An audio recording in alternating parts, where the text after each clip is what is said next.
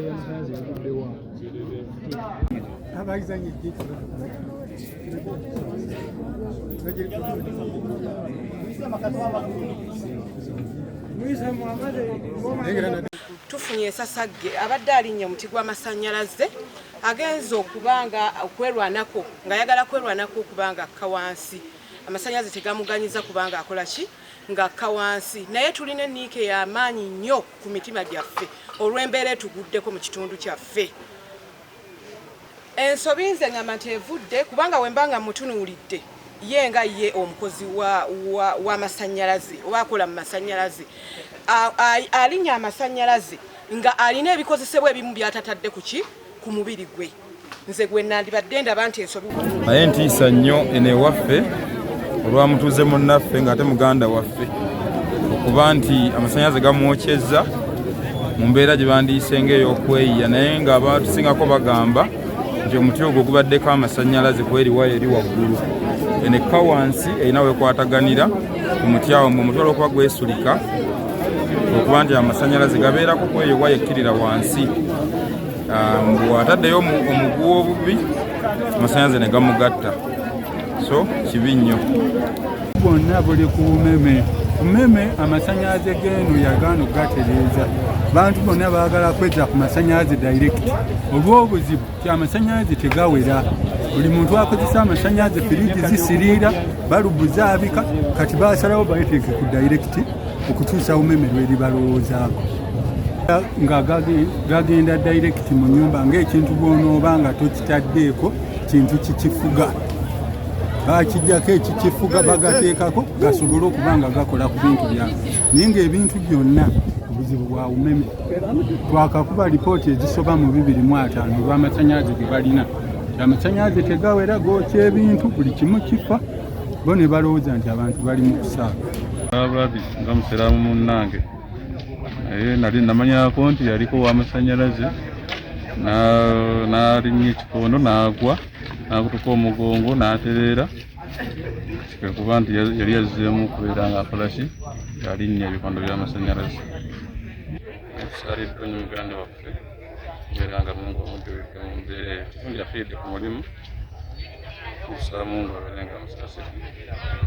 Amannya nze Eseza Birungi, Service Center Supervisor Kayunga.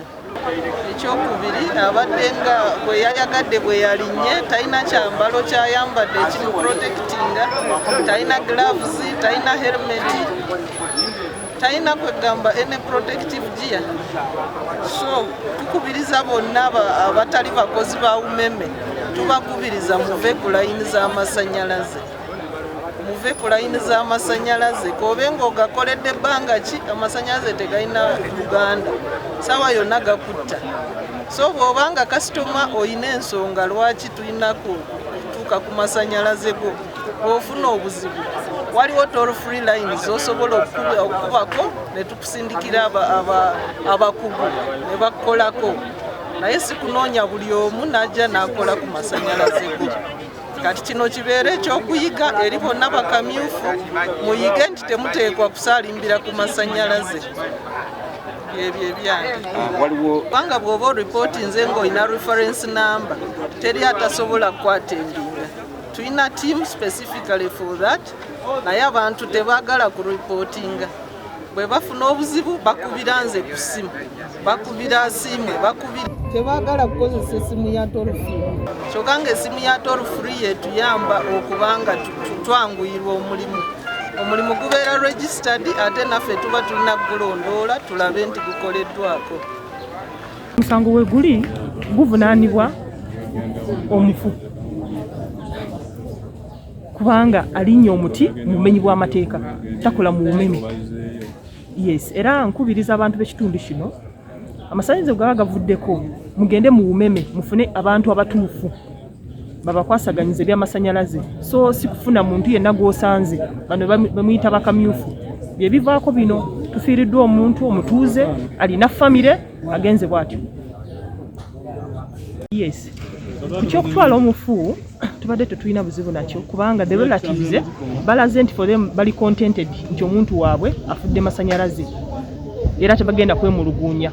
Ne twogera nabo ne tukkaanya batuwe statements eziraga ebyo boogedde, era wenjogerera wano statements zigenda mu maaso n'okuwandiikibwa okuva ku booluganda b'omufu, tubakkirize baziriko omuntu waabwe. Tubadde twagala kutwala omulambo mu ddwaliro naye ba relatives batulaze nti bo bali contented, tebaagala muntu kumutwala mu ggwanika. Kati obutayagala kuteekawo kulwanagana, tusazeewo batuwe statements eziraga nti kituufu bakkiriza omuntu waabwe afudde masannyalaze era tebagenda kuddamu kwemulugunya. Era tuli mu kufuna statements, tugenda kufuna statements nga 4 then bagende mu maaso n'okuziika. Tetulina buzibu n'ekyo.